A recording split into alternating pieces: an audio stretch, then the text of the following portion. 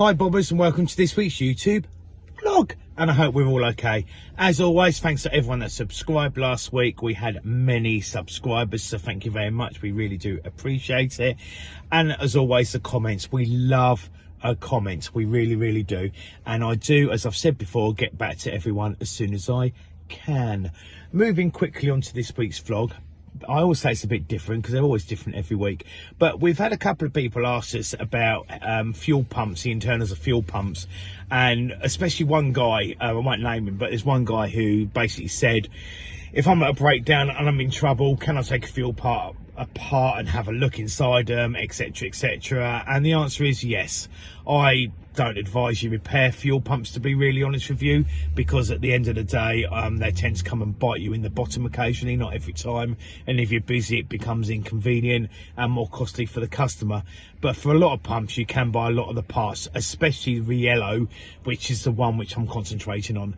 So last night I got a old Riello pump, an RDB pump that had failed, and basically I took it to pieces to show you what was wrong with it and what you can and can't do. The only thing that I remembered this morning doing this intro is that I didn't mention the shear pin inside. You can't just put a bit of bolt or nail back, okay? It's got to be the designated shear pin because they shear for a reason. And if the pump was to lock, that shear pin needs to break, because if it doesn't, it will just make the motor sit there, seize, hum, and destroy lots of other things. So yeah, don't ever be tempted to put a bit of nail in there. Always use a proper shear pin. So that's what it is. I hope you enjoy it, and let's get on with this week's YouTube vlog. So I'm in the workshop. So here we have a standard RDB pump. The reason we know it's an RDB, the simplest way to look is because of this, because it's a thread that's external, i.e. a male and not a female that goes in. And also the coil's different as well. On the top of the coil stem, it's a different length, it's a bit longer. I have seen people try to interchange these over to get themselves out of trouble, put coil caps upside down and nuts and stuff like that. Not the ideal thing to do. So what I'm going to show you now is a strip down and a rebuild on this and see if we can see what actually went wrong. Okay, now I'll be honest with you, I don't repair these pumps, I put new ones on. I used to repair them all the time and do all the bits, but I used to find these to come back on me after a while, so they were false economy. But it's up to you guys if you actually want to replace it or fix it yourselves. So okay, let's get on and strip it. So I've just stuck it into a vise very gently on the shaft, really gently, because you don't want to mark it. And all you need to strip these is a 19 spanner, a 15 spanner, a 3 and a 4 mil Allen key, and a pair of circlip pliers. That's basically all you need. And when you put it together, normally a bit of 15 mil copper tube, but I'm just using a socket. So we get our 4 mil Allen key here, and we're going to undo the 4 at the back. So this is something you should be doing on a service anyway, and that is taking the end off, because this is where basically the filter is. So quite often you get these that are absolutely covered in filth. So we'll just get these 4 off, like so. Obviously don't lose any of them because it's going to cause you a problem. Number 3.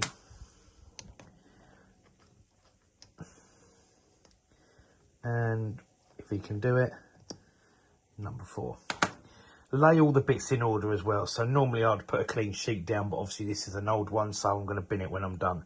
We're going to spin it around there, we're going to lift it, and we're going to go like so. Basically, there's your filter. So on a service, these should be cleaned. You can get replacements, but 99% of the time you can clean them. And if you get a bit of water in them or anything like that, or you notice it, then you know, obviously you've got a problem at your tank. So dip your tank, check your filters, clean your lines, stuff like that. So that's the first thing you look at. Next thing I'm going to do is undo these here. They're 3 mil Allen key like so. And we're going to undo them now. They're normally tight, but I've got them loose because I just loosened it all off to make it easier, because I'm doing it one-handed. Okay. 1, 2, 3. Again, the stem facing up, as you can see there. I'm going to put that like that. You can see there's a little bit in there. Some oil does run through there, so we're going to put it over there. And there we go, you've got your cogs. Now, you can probably see quite clearly, or you can't if I spin it. Okay, it's spinning around there, but it's not actually spinning or rotating correctly. And that's because if you look in the middle, just there, there's a shear pin, and it should be there, and it should be there. It's actually snapped. So we can investigate this a little bit deeper. We can remove this cog, which is what I'm going to do now. You just need to flip that out. And then once I've done that, I'll be back. So here I have them. So that literally fell out really, really easy. I'll put them there like so. Basically, they spin round and create the pressure in the system. That's how it basically works. There's your broken shear pin just there, which again, you can get replacements. Will that one come out? No, it needs knocking out. You can get replacements. So in this case, that's all that's failed. If I was to stick another pin in there, it would probably go. But there's always buts on these. There is other things that can fail on these. So the common thing with this pump, let me just undo it. Like so, we get leaks. The most common leak is from here, which you can get a seal for. That's the coil stem there, and they leak around there. They can also stick in there as well and let oil just dribble through all the time and give you other issues when you fire it. But now I'll go through that in a second. The other place you can get leaks from is that seal there. Okay, that's quite common for them to leak. When that happens again, you can buy seal kits, but I'll show you why I don't change them in a minute, because there is a reason for it. So what we're going to do now, we're going to strip the pump down further. I'm going to remove the coil stem, and then here I'm going to remove that plug there, which is the one where you would vent it from, and then I'll be back. It's 15mm plug to get your bleed screw out, which is at the bottom, and it's a 15mm spanner also. It's a plug spanner for there. And there's your seal. As I say, you can change them seals, no problem at all. For people who want to know how a stem works, if you look on the bottom there, you will see, like, let's see if I can spin it, there's a tiny hole there. And as the coil's energized, there's a shaft inside that lifts, and that allows the oil to go through there. So I'm hoping if I bang it, will I get that out? Might have to put the phone down, hang on. That was stuck actually, which is quite good. Okay, so here's one part here. This is the bit that's got the hole in it, as you can see down here. And then the shaft internally goes in and out there that allows the fuel to go through there. And as you can see, that is a sprung-loaded bit. You see that inside there? It goes up and down. So again, these can stick. You can take these out. You can clean these. I don't, but that's what some people do. It's fine. All right, so that's all you need to know about the stem. We'll put that back together, and I'll be back. Next, the adjuster. Now, you adjust these here. I don't advise you touch this at all unless you clearly have got a pump gauge in it. And that is a 19mm spanner. So we'll just pop that on there. Again, it's loose already because I've undone it, and we'll undo it. Here we go. So these pumps basically come fully to pieces. So as I say, if you want to repair it, you can. And there we go. So on there, as you can see, there's like a seal on there which goes behind there. So if you push that, you can push that out and change that seal there, which is fine. And then obviously you've got a ball part on the end of there, and that basically lines up with, let me pop this out. That basically lines up with that. Okay, that then pushes back and forwards. So as it goes in, that increases the pressure. As you undo it, it reduces the pressure. And if I give it a tap, as I say, I don't advise you do it this way. You can see there's a spring there, and in there is a small pin, and that then goes right in the bottom there, and depends on how far it is in, that's how it adjusts your pressure. So again, that's repairable, but I wouldn't do it. But as I say, people have asked us for an overview, if I'm showing you. So that is the adjuster part of the pump there. It's exactly the same on an R40, but on things like BFP pumps, they're a little bit different. So the next thing I'm going to do is I'm going to turn it over. I'm going to remove this circlip here, and then I'm going to pull this out of here, and I'll be back. Clearly, if you're doing this, you need soft jaws in here. I'm not using soft jaws because, like I see it saying, I'm going to throw it away. So here's your seal. You've got two. On the original ones of these, they were black. They're now the green ones because they're designed for bio, etc. So we pull that off, and you can see one seal here and one seal there. And you can buy these units and you can change them, no problem at all. The reason I don't change them is because of this. Here is your shaft here, and basically it runs on a bearing inside there. When I say bearing, this is, let me pop it out. That's fixed. It goes into there. Okay, so it just spins. But the reason I don't change the seals is because on the shaft just here, you can see the mark there. That's worn. It's got like an indent in it. So if I was to put a new seal on that, guess what? It's probably just going to leak again. So that's why I wouldn't do it. But if that was in good condition and you was rebuilding it, you can give this a really, really, really good clean up in there, and obviously it would work absolutely fine. All right, so that's basically how these work. They're really simple to take apart. You can get all the parts for them, But as I say, I don't rebuild them. So I'm going to put it back together, and I've got one final thing to show you. We will go back a step, like I'd like to do. So I would put a bit of lubrication there if I was doing that. If you was putting a new seal on here, I would put it in and put a piece of silicone grease or something like that on it. You push that in there. You basically get your 15mm copper. You put that on there so it goes not on the seal, but on the piece of metal, and you give it a little tap. Like that.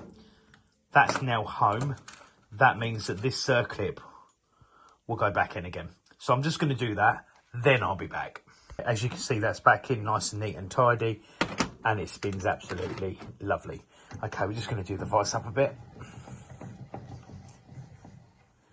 Like so. We're going to spin that back over, and we're going to be very, very gentle with that, as I say. There we go. What you'd normally do is you would knock that key out of there, you'd put a new key in, and the best way of doing it is basically to put this back in like so. Okay, line it up, then get your new key and drop it in. Simple as that. Once it's done, you can then put your other cog on. You can inspect these for wear. Okay, these don't normally wear at all. I've only ever seen one cracked. But you've also got to look under here. This has started to get like a shimmer mark underneath here. Okay, that's got a bit of damage there. So obviously that's been caused by the piece of sheared key floating around basically. So we just stick this back on. If it go on. Going to go on. I need 2 hands. I'll be back. Okay, there we go. All right, and then obviously the coil stem is here, as you know, or was. We spin that to the top. We then put this back on exactly as it was, like so. Okay, and I will do them 3 screws up, and again, I'll be back. The next thing I'm going to do is I'm going to put the filter on, which is here, which obviously would be clean. I would then check that seal, and sometimes if you need be, you can replace them. You can see it's a green one. The originals were black. Pop that on the top. Like so, and put your 4 mils back in again. Now I'm not going to do these tight, I'm just going to nip them so we can get on with the vlog. Here we go. Sorry if it's a bit boring this, but obviously people have asked us, they wanted to know, so we're showing them. Okay, and I say there's some really good engineers out there, they strip them down and repair them, and as I say, I've done it in the past, got away with it, and sometimes I haven't. And when you've got so many jobs on the go, as much as I love to fix things, you know, sometimes it's just easier just to replace it. But clearly we wouldn't just change whole burners, we obviously change parts on burners, as you know. We're just going to pop the adjuster back in the hole now, which goes in here. Like so. Then we're going to screw that back in again. Now, if you hadn't adjusted this screw, because you haven't had to do any work on it, you're just taking it out for fun, like I am, then the pump pressure will be okay to fire. If not, I tend to screw them right in, and then I undo them 3 turns, and I get my pump gauge on and go from there. Right, no need to take that out, because that is just a fit-in. All we've got is a couple of things left. Obviously, there's your inlet in. If you've got a tiger loop and you want to 2-pipe it, it creates a loop and it comes out this one here. This is where your small screw goes inside here. So if you want to convert to 2 pipes, really easy. Undo the return, pop the little screw in, and then basically you put your other oil line on, and that's it. With these, do never over tighten these. These washers are now known for cracking. Okay, and also if you over tighten them, that does cause you a problem with the thread stripping and stuff like that. So I'm just going to do this one finger tight, and if I was to actually do it with a spanner or something, I'd literally go, ready, that's it, hardly at all. Okay, finally, there's one left here. We're going to undo that and have a little look. I don't know if I can get on that properly now. Bear with me. Oh, there we go. Now, not many people have gone into this one. Some of you older people will know about this if you've gone into it. People like Links Boiler Services, the oil boiler guy, Hollis Heating, you'll know this. There we go. We've got a tiny, tiny, tiny little thread in there. And I'll tell you what that's for. I could have put it out as a question, but I'm not going to. It's basically for an air ram. So on some of the burners, especially the older burners, you have a oil-filled air ram on the side of the air intake, where it is on the boiler. It's like a flap. And then basically, as the boiler starts to create pressure before it fires, pressure of oil comes out here, goes into the ram, opens the flap to the set position and fires the boiler. When the boiler stops, the pressure goes, the flap shuts, and it basically stops dirty, smelly air going into the house, especially on bigger boilers, etc. like that. So that's what that does. So we will put that back. There we go. Finally, the stem's going to go in. Again, one thing I'll say about these stems is, all right, you can put new ones in if you want to, it's fine. When you're servicing a boiler and you put a coil on, literally all you need to do, let me just nip that. 15mm spanner for that. Okay, all you need to do is put the coil on, and when you do the actual top to the coil up, you literally don't go, if you go like that, you pull that and it pours oil out. All you do is you literally get it until it just makes like real slight contact and go, and that's it. It won't come undone, it won't rattle, it won't ruin that. And I got caught out so many times when I was an apprentice, but I don't do it anymore. Right, that is it. And that is the view of your RDB oil pump. And well, here we go, back to the van. And that's it. That's this week's YouTube vlog. Done from me at Barnall Burner Services. And I hope you bobbers enjoyed it. So there we go, the basic overview of a fuel pump, a Riello fuel pump. And like I said to you last night when I was doing the vlog, you know, I'm not a fan of taking them apart. You can take them apart if you've got bits and it gets you out of trouble because you haven't got a new pump, then fantastic, because it's really good.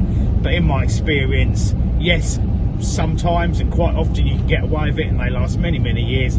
Quite often they don't. An unbeliever in one fix. So if it means changing that part, then that's what you do. And even though we don't change full burners and we change components on burners, when it comes to things like fuel pumps, unless it's filters and basics, you best just be left alone. There we go. Anyway, it's supposed to be a good weekend, which I like to hear, even though it is currently raining, but there we go, because I'm having a barbecue tomorrow, so it better be good.